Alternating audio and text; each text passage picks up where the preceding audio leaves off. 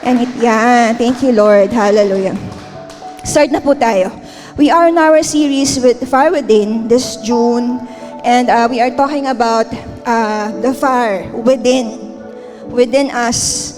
Pinag-uusapan po natin yung apoy na nasa puso po natin that keeps us moving in life. At last Sunday, we talked about the life of Jeremiah. Sabihin niyo, Jeremiah. At sa buhay po ni Jeremiah, grabe po yung apoy. Amen? Grabe po yung apoy sa kanyang puso.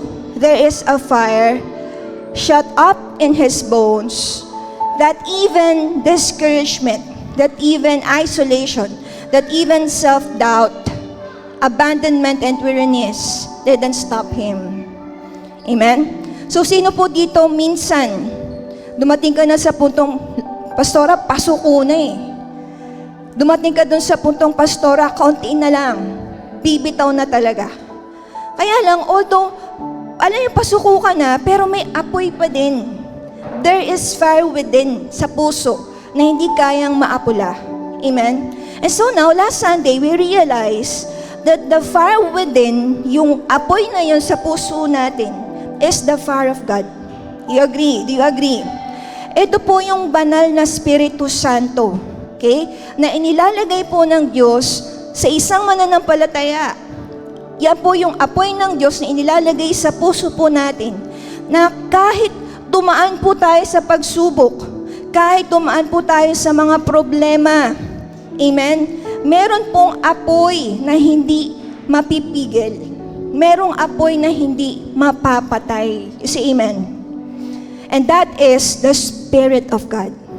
Sabi mo, Spirit of God. That is now the Spirit of God that gives light, that gives heat, that gives strength to move forward. Yun po ang Espiritu ng Diyos. Kaya kung wala kang apoy within you, wala tayong apoy, wala tayong Spirit of God within. Okay?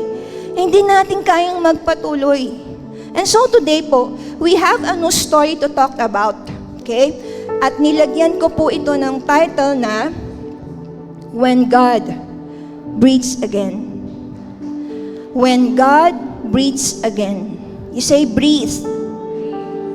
Now, pagka sinabing breathe po is the sign, the first sign of life. Do you agree? Okay? Pag ang isang baby ay ipinanganak, ang unang bagay na tinitingnan ng doktor sa isang baby na bagong panganak is breathing. Tinitingnan kung humihinga ba yan. Okay? Alam niyo po, nung ako po ay ipinanganak, tinanong ko si mami ko. Sabi ko, Ma, sabi mo sa akin nung bago ko pinanganak ako, hindi ako umiiyak. Kasi daw ang umbilical cord ko po ay nakapulupot sa aking leeg. So sabi po ng matatanda, kapag nakapulupot yung umbilical cord, maldita daw. No?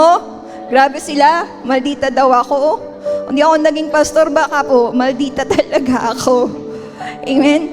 So, hindi talaga humihinga. So, sabi ni Mami, ano nangyayari doon sa anak ko? Ako yung anak mo, di umiiyak. So, anong ginawa nung kumadrona? Pinaiyak po ako. So, the first baby's cry, yung baby's cry, yan ang evidence na may pumasok na air sa lungs niya.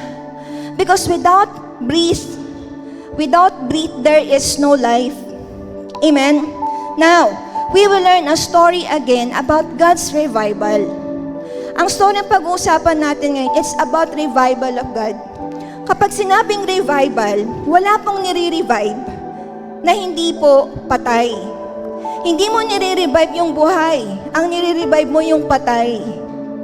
Yung nag-flatline. Di ba? Yung biglang huminto yung puso nila, yun ang nire-revive. Kaya ang revival po ay para sa mga namatay. Amen? And that is the story of the Valley of Dry Bones. Sino dito nakabasa na ng Valley of Dry Bones? Ezekiel 37. Si Ezekiel po ang sumulat nito. Who is now Ezekiel? Look at me. Ezekiel is a prophet. Si Ezekiel po ay isang propeta nung panahon po na ang Israel po ay bihag ng Babylon. Amen? Nung panahon na ang Jerusalem po ay bumagsak, nung panahon na ang templo po ay wasak, next slide, nung panahon na ang templo po ay nawasak at ang mga tao po ay pinatapon. So they were exiled in Babylon. At nung panahong yan, si Ezekiel po ay propeta. He is a prophet like Jeremiah. Do you get me? Both were prophets. Parehong propeta, Jeremiah and Ezekiel. During one of the darkest periods in Israel's life. Amen? Pareha silang nag-preach sa stubborn people. Pareha silang naka-experience ng rejection. Amen?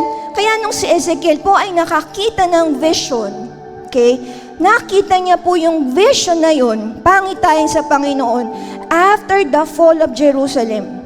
Nag-spoke ang Panginoon sa kanila through Ezekiel. At ang tawag ng Panginoon kay Ezekiel, sabi niya, Ezekiel, you tell people, I'm gonna restore them. Ang tawag ni Ezekiel, restoration. That God wants to restore them. Kaya lang nung panahong yan, ang mga tao hindi nakikinig. People don't listen. They heard, but they didn't obey. Iba yung nakinig ka, na sumunod ka eh. Iba yung napakinggan mo pero hindi ka sumunod. Nakikinig sila, pero hindi sila nag-o-obey. Kasi dumating sila dun sa punto that they were spiritually numb. Sabi mo, numb. What's that? Wala na silang pakiramdam. Dumating sila sa puntong naging manhid po sila. Na kahit anong sabihin, kahit anong conference, kahit anong event, kahit anong service, kahit sinong speaker ilagay mo, manhid. Dumating sa punto ng Israelites naging spiritually numb. Amen? Isa amen. So, sa paningin po ni Ezekiel, sabi niya, Lord, kahit anong banat ko, wala nang pag-asa tong mga to eh. Wala na silang pag-asa. Even sila, sinasabi nila, wala na kaming pag-asa. Even sila sinasabi nila, tapos na kami. Tapos na kami bilang bansa. Amen. Iniwan na kami ni Lord. Yun ang declaration nila. Yan ngayon ang rason. Okay? Kasi inisip ko, kailan kaya narinig ni Ezekiel yung vision ng God? So natanggap niya yun, eto yung nangyayari spiritually ng Israelites. Kaya ngayon, yan ang rason. Look at me. Bakit siya binigyan ng vision ni God? Kasi si Ezekiel, pag-give up na. And even the Israelites, pag-give up na din. You say amen. Ang Israelites, they stopped listening. But God didn't stop speaking. Say amen. Kaya ang ginawa ni Lord, ipinakita niya kay Ezekiel ang isang kakaibang pangitain. Pinakita niya itong vision na to. Yung vision na hindi hardin. Yung vision na hindi bundok, hindi palasyo. Pero ang pinakita ni Ezekiel is this, the valley of dry bones. Isang lambak, puno ng mga buto, patay na, buto ng mga patay. Amen?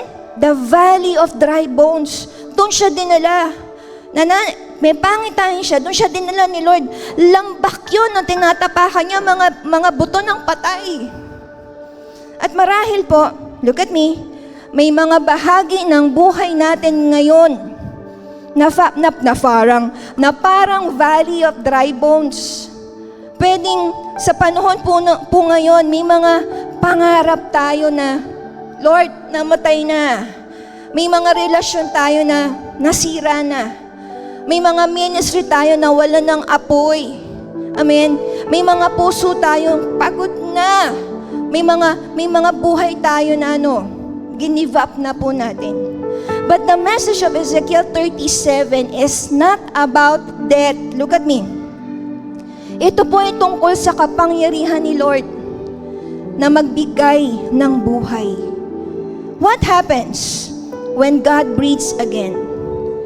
Ano po ang mangyayari kapag ang Diyos ay huminga ulit sa atin? Ano mangyayari kapag hiningahan ako ng Diyos? What happens when He breathes again to me? Amen? Now, let's discover the first truth from this passage. Tingnan natin, ano pwede nating matutunan. Bibigyan ko lang po kayo ng 4. Ilan?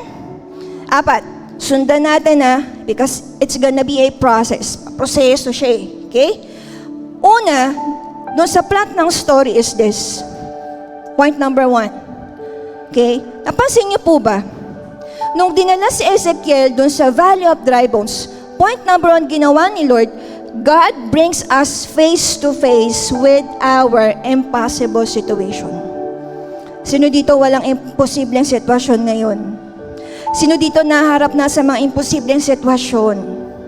Sabi po ng Ezekiel 37 verse 1 to 2, ito pong sabi, He, the Lord, led me back and forth. He led me back and forth among them. So pinaikot-ikot siya ni Lord doon sa Valley of Dry Bones, paulit-ulit, para ipakita ng Diyos kay Ezekiel face to face. Ito, tingnan mo, paulit-ulit, back and forth among them. And I saw,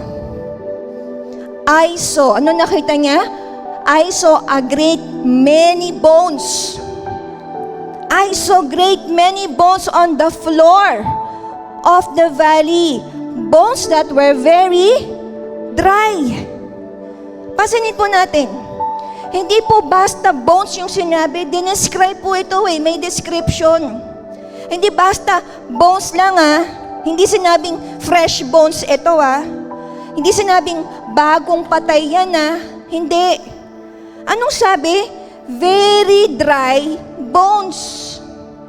Kaya ang tanong natin ngayon, pag inisip mo, pag sinabing very dry bones, hindi pinag-usapan kung gaano katuyo Amen? Ang tanong po is, gaano na sila katagal, kapatay? Kasi para sabihing very dry bones, pinapakita po na matagal na silang namatay. Ibig sabihin, matagal na, kasi very dry. Amen? You know, para i-revive ang isang pasyente, to revive a patient is a matter of time. Do you agree? Every second, every minute matters. It counts. Amen? Pero kung matagal na, paano mo i-revive? Matagal na Paano siya wala na siyang chance. Wala nang pag-asa yan sa mata ng tao. That's already an impossible situation. Bakit pinadaan ni Lord si Ezekiel back and forth doon sa Valley of Dry Bones? Bakit pinaikot-ikot siya doon? You know why? Kasi una, gusto ni Lord makita ni Ezekiel yung tunay na kalagayan. Gusto niya makita ni Ezekiel, hindi maliit na problema to. Gusto makita ni Lord ni Ezekiel, hindi buto lang yan. Napakaraming buto. At ito, very dry ito. Ibig sabihin, matagal na silang patay. Bakit siya pinaikot ni doon? Bakit siya pinadaan doon ni Lord? Para maunawaan ni Ezekiel yung bigat ng sitwasyon. Amen? Pinadaan siya para maramdaman niya yung desperation. Pinadaan siya para makita niya yung lawak ng pagkasira. Para maunawaan niya kung gaano kalaki yung himalang gagawin ni Lord. Amen? Bakit siya pinadaan doon? Para malaman niya, Ezekiel, tingnan mo, hindi na yan posible sa tao. Imposible na yan. Amen? So habang naglalakad si Ezekiel doon sa Valley of Dry Bones, malinaw nakita niya. Sabi ni Ezekiel, walang buhay dito. Walang pag-asa dito. Amen? Walang tao ang kayang bumuhay ng mga butong ito. Amen? Say amen. Minsan sa akin, bago kumilos ang Diyos, pinapaharap po niya tayo sa mga katotohanan ng ating kalagayan. Do you agree? Minsan, ihaharap ka doon sa imposibleng sitwasyon, face to face. Hindi para mawalan ka ng pag-asa para makita mo na ang solusyon po ay manggagaling lang sa Panginoon. Kasi bago gumawa ng himala ang Diyos, gusto muna niyang ipakita kung ano yung talagang kalagayan Tama? Hindi tinatakpan ni Lord ng problema. Hindi niya sugarcoat yan. Hindi niya i-disguise yan, mga sitwasyon natin. Anong ginawa ni Lord kay Ezekiel? Pinaharap mo na si Ezekiel sa Israel. Dahil, what? May mga pagkakataon na pinapaharap tayo ng Diyos sa mga bagay na ayaw nating tingnan. Say amen. May mga bagay tayong ayaw nating makita. Ayaw nating bulat-latin. Ayaw nating pag-usapan. Pero ano unang ginagawa ni Lord? Dinadala muna tayo face to face sa mga sitwasyong imposible na sa buhay natin. Ayoko pag-usapan yan. Pero si Lord, nire-reveal niya what we try to hide. Kasi yung tinatago natin, gusto niyang pagalingin. Amen? Broken family. Ama, baka yun ang valley of dry bones natin. Failed marriages. Ayoko pag-usapan yan. Amen? Failed finances. Financial crisis. Spiritual dryness. Failed ministry. Tama? Kadalasan ayaw nating tingnan. Huwag natin pag-usapan yan. Pero ang ginagawa ng Lord, ipinapakita niya kung ano talaga yung kalagayan natin. Pinapakita niya ano talaga problema. Ano yung kahinaan, ano yung sugat. Yung mga sugat na tinatago natin, iniiwasan natin. Pero ang ginagawa ni Lord, binubuklat niya, pinapakita niya sa atin para ihanda tayo sa mga gagawin niya. Kaya bago dalhin si Ezekiel sa himala, dinala muna siya sa lambak, doon sa Valley of Dry Bones. Bago restoration, revelation muna. Bago huminga ang Diyos, ipapakita muna niya kung ano yung tunay na patay. That's number 1. God brings us face to face to our impossible situation. Say amen. Ano ginawa ni Lord kay Ezekiel? Dinala back and forth doon sa Valley of Dry Bones. As in number 2, ito po ang point ni God, number 2. Point 2, God specializes in hopeless situation. So sabi ni Lord, tingnan mo pagmasa mo maigi. Ezekiel 37 verse 3, ang tanong ni Lord is this, Son of man, can these bones live?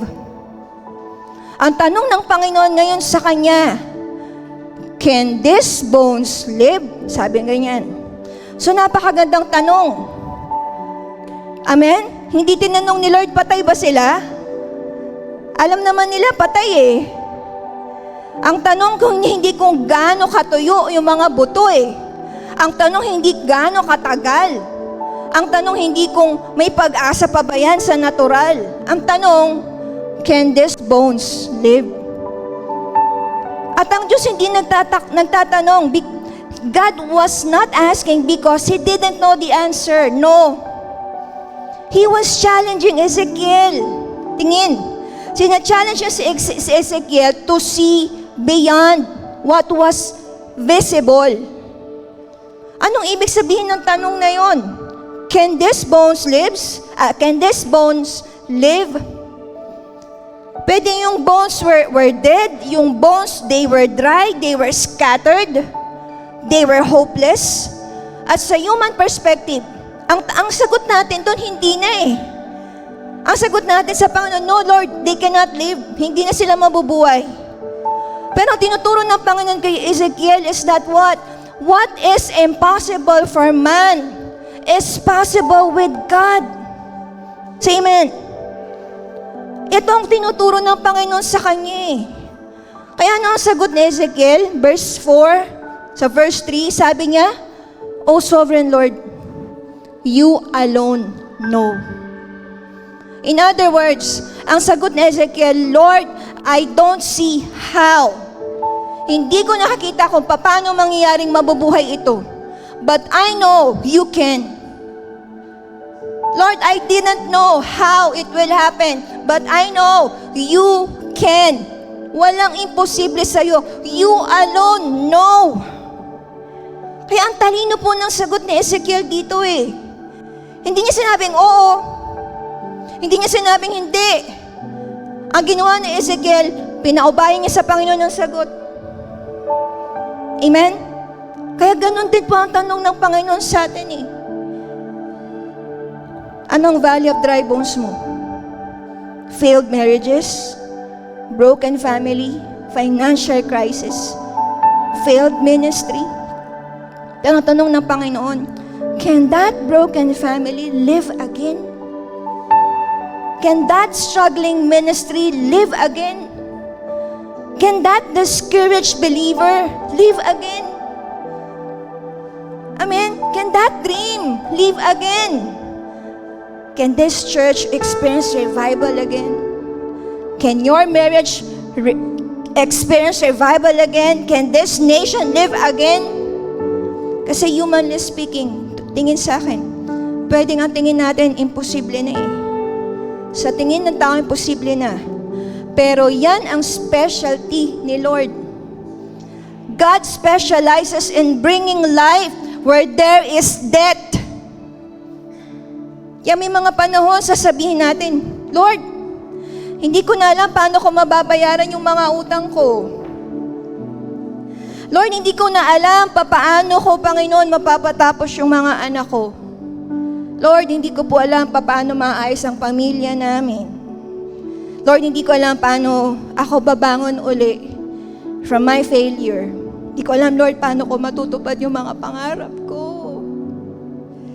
Diba, Lord, walang sigurado. Hindi ko alam kung hanggang saan ako. Pero pag dumating ka na doon sa punto, natural isipin natin, God, hindi ko nakakita yung paraan eh. Pag wala ko nakita ang paraan, walang paraan yun. Tama? Kapag hindi mo na alam ang mangyayari, church, look at me, huwag nating limitahan yung kayang gawin ni Lord. Ang imposible sa tao, posible sa Diyos. Amen? Isaiah 55 verse 8 to 9, For my thoughts are not your thoughts, neither are my ways your ways, my ways, declares God. Ano ibig sabihin? May mga paraan, hindi pa natin naisip. May mga himala ang Diyos na hindi pa natin nakikita. May mga pinto ang Diyos, hindi pa natin nabubuksan. Diyan magaling ang Diyos natin. Yan ang specialty niya. Kaya yayakapin niya, God, parang imposible na, Lord eh. Pero ikaw lang nakakaalam. You alone. You know alone, God. Say amen. Say amen. Next, number 3. Recap. What's number 1? God brings us face to face to our impossible situation. Number 2, God specializes in hopeless situation. Okay, number 3. Islam. The Word of God precedes the breath of God. Ano ibig sabihin nun? Basahin natin sa Ezekiel 37 verse 4 to 6. Prophesy to these bones and say to them, dry bones, hear the word of the Lord. Next, verse 5. This is what the sovereign Lord says to these bones. I will make breath enter you, and you will come to life. I will attach tendons to you, and make flesh come upon you, and cover you with skin. I will put breath in you, and you will come to life. Then you will know that I am the Lord. So, nangyari po, sabi ng Panginoon, nasa Valley of Dry Bones ngayon si Ezekiel, sabi ng God, oh, mabuhay ba to? Lord, you alone know. Okay, prophesy to these bones. Ang ginawa niya si Ezekiel, prophesy doon sa bones. Ano sabi niya? Eto na, dry bones, hear the word of the Lord. Tapos nakita niya, nagduduktong-duktong yung mga buto. Tapos may nagkakaroon ng laman. Andiyan ka? Nagkakaroon ng tendons, nagkakaroon ng laman, nagkakaroon ng flesh. Amen? Sabi ng God, I will put breath in you and you will come to life. then you will know that I am the Lord. So bago huminga ang Diyos sa mga buto, nagsalita muna, nag-prophesy muna. Bago dumating yung hinga, yung breath of God, dumating muna ang salita ng Diyos sa kanila. Ibig sabihin, napaka-importante po ng Word of God sa revival ng isang tao. Amen? Bago ang buhay, may salita. Hindi sinabi kay Ezekiel, hintahin mo yung hangin. Hindi. Ang sabi niya, you prophesy. Sabi mo, prophesy. Prophesy to these bones. Bakit mahalaga yan? Dahil ipinapakita nito na yung salita po ng Diyos ang naghahanda, ang nagbibigay daan para kumilos yung Espiritu ng Diyos sa atin. Maraming tao gusto makaranas ng kapangyarihan eh. Pero ayaw makinig ng salita eh. Amen? Gusto ng breakthrough eh, pero ayaw magbasa ng Bible. Gusto revival, pero ayaw sumunod sa sinasabi ng Diyos. Amen? Ezekiel 37, the word of God precedes the breath of God. Ang salita ni Lord, ang unang kumikilos. Nung nilikha ng Panginoon ang mundo, anong ginawa niya? Di ba nagsalita? And God said, let there be light. And God said, di ba? Kaya may kapangyarihan yung salita ng Diyos eh. Kaya niya lumikha ng mga bagay na wala pa. Ganon din sa Ezekiel 37, wala pang buhay. Wala pang galaw. Wala pang himala. Pero nang magsalita ang Diyos, nagsimulang kumilos yung buto. Nagduduktungan. Hindi pa buhay pero gumagalaw na. Kaya sabi ni Lord eto, verse 7 to 8. So I prophesied as I was commanded. And as I was prophesying, sabi ni Ezekiel, there was a noise, rattling sound. The bones came together, bone to bone. I looked, and tendons and flesh appeared on them, and skin covered them. Pero sabi sa dulo, let's all read. But there was no breath in them. Hindi pa sila buhay, pero may nangyayari na. Hindi pa sila buhay, pero may galaw na. May paggalaw na eh. Nagduduktong yung mga buto eh. Nagkakaroon na ng laman. Nagkakaroon na ng balat. Ibig sabihin, mukha lang silang buhay, pero hindi pa sila buhay. Mukha silang tao, pero wala silang spirito. Amen? Bakit ganon? Pastora, meron bang ganon? Mukhang buhay, pero patay? Tingnan mo yung katabi mo. Pwede ba yun, Pastora? May galaw, pero patay. Ito po yung panganib sa maraming tao ngayon eh. This is dangerous to many people today. May attendance, may ministry, may activity, may program, pero walang apoy.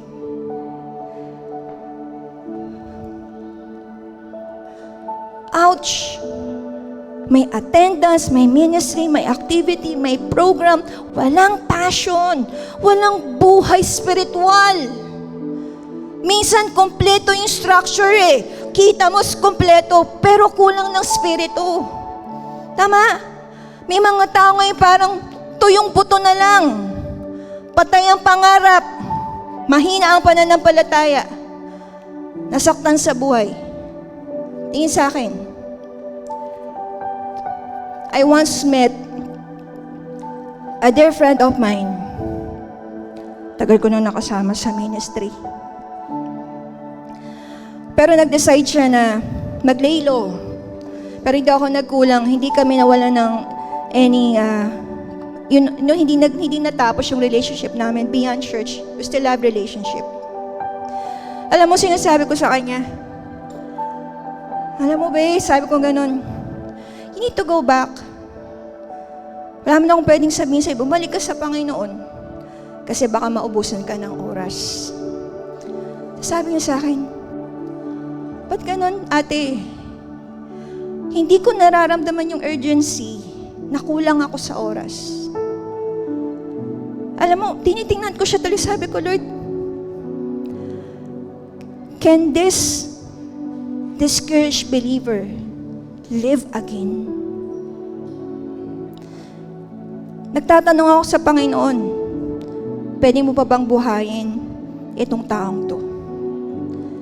Pero maniwala ka sa akin, ang kailangan nila, hindi motivational speech. Ang kailangan nila, hindi lang positive thinking, hindi lang advice. Ang kailangan nila, salita ng Diyos. Kaya kahit pakiramdam mo, ayaw mo na, kahit pakiramdam mo, tama na to, tigil na to, dire-diretso lang sana. Kasi we need the Word of God. For the Word of God is alive and active. Sa totoo lang, hindi mo naman kailangan yung katabi mo eh. Hindi mo ako kailangan. Ang kailangan natin dito, yung salita ni Lord. Amen? The Word of God is alive and active. Ano mangyayari pag wala ng Word? Pag wala ng Word, wala ng feeding. Hindi patay ang salita ng Diyos eh. Buhay yan. Amen? Para kang isang nagtatanim. Magsasaka. Di ba bago mo makita ang ani, kailangan mo munang maghasik? Hindi mo naman agad nakikita ang bunga eh. Pero kapag naitanim ang binhi, nagsisimula na po ang proseso ng buhay. Ganon din ang salita ni Lord. Kapag naitanim sa puso ng tao, pwedeng hindi mo agad makita yung pagbabago. Pero nagsisimulang kumilos ang Diyos. Kaya kung gusto mong huminga ang Diyos sa'yo, yung breath of God, diba? The Word of God precedes breath of God. Hindi natin pwedeng pabayaan ang salita ng Diyos eh. Bago bumaba ang kapangyarihan ng Lord, nagsasalita muna ang Diyos. Bago magkaroon ng revival sa isang tao, nagkakaroon muna ng pagtanggap ng salita ng Panginoon. You say amen? The Word of God prepares the way for the breath of God. You say amen? Samahan ako ng banda. Ano nangyari kay Ezekiel? Recap. God brings us face to face to impossible situation. Ang ginawa ni kay Ezekiel, dinala siya back and forth sa Valley of Dry Bones para makita ni Ezekiel yung tunay niyang kalagayan. Okay? Para ipakita, etong bagay na ito, imposible na. Himala na lang ni Lord ang pwedeng gumawa dito. Number 2, God specializes in hopeless situation. That's number 2. Yan ang specialty ni Lord. Gumawa ng mga imposible. Pero number 3, the Word of God precedes the breath of God. Bago kahingan, magsasalita muna ang Diyos sa'yo. Yung salita ni Lord ang magbibigay daan para sa paghinga niya. You say amen? Because number 4 is this. When God breathes again, dead things come alive. Ito ang climax ng pangitain ni Ezekiel. Let's read in verse 9 to 10. Then he said to me, prophesy to the breath, Son of man, and say to it, this is what the sovereign Lord says. Come, breathe from four wings and breathe into the slain, that they may live. So I prophesied as he commanded me, and breath entered them. They came to life and stood up on their feet, a vast army. Amen. So nung nag-prophesy na siya, nagkatipo na yung mga buto. Nagkaroon ngayon ng laman, nagkaroon ng balat, kompleto na yung anyo, pero walang buhay. Bakit? Dahil may mga bagay na hindi kayang gawin ng structure lang. May mga bagay na tanging hininga ng Diyos lang ang makapagbibigay. Kaya sabi ng Diyos kay Ezekiel, prophesy to the breath. Nung dumating yung hininga ng Panginoon, they came to life. They stood up to their feet, a vast army. Ibig sabihin, ang nagbibigay ng buhay ay hininga ng Diyos. Pag sinabing breath, it came from the word came from the Hebrew word ruach. Sabihin niyo ruach. Na ang ibig mong sabihin ay spirit. Kagaya po ng paglikha ng Diyos kay Adam. Genesis 2:7. God breathed into his nostrils the breath of life, and man became a living being. Hindi naging buhay si Adan hanggang hindi humihinga ang Diyos sa kanya. Ganon din sa Ezekiel 37, hindi naging buhay ang mga buto hanggang hindi dumadating yung hinga ni Lord. Kaya may mga bagay, look at me church, sa buhay natin mukhang buo, pero wala nang buhay.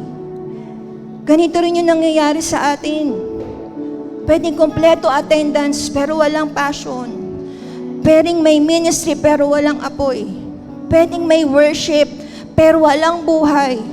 Pwedeng merong pamilya, pero walang pagkakaisa. May pangarap, pero walang pag-asa. Sa labas, mukhang maayos. Pero sa loob, tuyong buto. Amen? Kaya kailangan natin hindi bagong programa, mga kapatid. Kailangan natin ng hininga ng Diyos. Dahil pag huminga ang Diyos, when God breathes again, dead things come alive. Amen? And what human effort cannot revive, God's breath can restore. Kaya yung valleys of dry bones, hindi nabuhay yun dahil may kakayanan si Ezekiel eh. Hindi nabuhay yun dahil may lakas yung buto. Nabuhay yun dahil huminga ang Panginoon sa kanila. Kapag huminga ang Diyos, when God breathes, look at me church, yung patay na pananampalataya, mabubuhay ulit. Yung nawalan ng pag-asa, babalik ulit. Yung tuyong puso, mag-aapoy muli sa Diyos yan. Yung sirang buhay, maaayos yan when God breathes. Diba? Yung patay na pangarap, nabubuhay yan. Yung patay na pananampalataya, nabubuhay yan. Yung patay na ministry, nabubuhay. Yung patay na relasyon, nabubuhay. When God breathes, dead things come alive again. Bakit binubuhay ni Lord yan? Dahil God's purpose is not just revival. Hindi nila ni Lord i-revive lang pagkatapos tapos na eh. Nire-revive tayo ni Lord dahil gusto tayong i-restore. God's purpose is not just revival but restoration. Amen? Hindi pagkatapos bigyan ka ng buhay, hindi pagkatapos bigyan ka ng revival, ganun lang. May layunin siya dun. Meron siyang dakilang plano at ang plano niya, restoration. Look at this, verse 11. Son of man, these bones are the people of Israel. They say, our bones are dried up and our hope is gone. We're cut off. Sabi ng Panginoon, ito ang larawan ng Israel ngayon. Nawalan sila ng tiwala sa Diyos. Nawalan na sila ng sigla. Nawalan na sila ng direksyon. At pwedeng ito rin yung sinasabi mo sa sarili mo, Lord, pwede mo pa ba akong gamitin? Pwedeng ito rin yung sinasabi mo sa sarili mo, Lord, pwede pa ba akong bumalik sa dati? Lord, may pag-asa pa ba para sa akin? Ang sagot ni Lord, oo. Kasi ang layunin ng Diyos, hindi ka lang buhayin. Ang layunin ni Lord, ibalik ka. Hindi niya sinabing bubuhayin kita pagkatapos mong bahala ka na sa buhay mo. Tingnan niyo po yung verse 13 to 14. Sabi ni Lord, eto po, take it by heart my people, I am going to open your graves and bring you up from them. Sabi ni Lord, huhukayin ko kayo.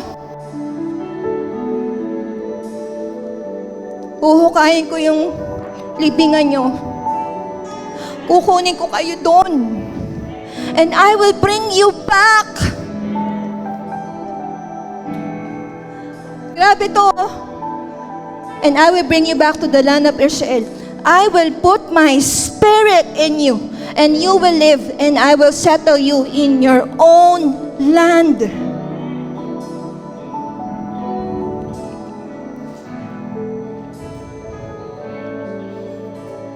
Hindi lang niya gustong alisin yung sakit mo eh. Gusto din niyang ibalik yung kagalakan mo. Hindi lang niya gustong alisin yung luha. Gusto din niyang ibalik yung pag-asa. Hindi lang niya gustong buhayin ng ministry. Gusto niyang ibalik yung apoy ng calling. Hindi lang niya gustong iligtas ka. Gusto ka niyang gamitin ulit. Amen? Balang araw, tingin sa akin, church, lilingon ka sa likod, sasabihin mo, akala ko tapos na ako eh. Akala ko wala na akong pag-asa. Darating pa nang lilingon ka sa likod, sabihin mo, akala ko hindi na ako makakabangon. Pero ang Diyos pala, may ibang plano.